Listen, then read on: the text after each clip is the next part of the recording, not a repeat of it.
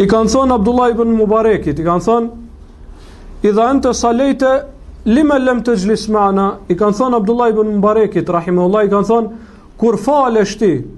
kur falesh, pra masi e falë namazin, pse nuk ulesh pak me neve të bisedojnë? Abdullah ibn Mubareki ka thonë, e gjlisu me as sahabeti o të tabi'in,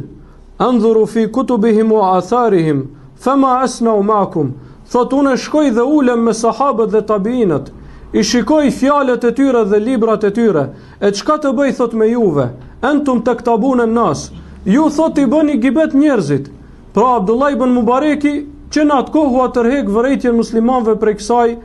kësaj dukurie të keqe, e që është gibeti, pra përgojimi i njerëzve.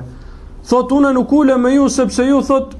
i bëni gibet njerëzit, kurse kur shkoj në shtëpi, ulem me sahabët dhe me tabiinët, sepse shikoj në fjalët dhe në librat e tyre.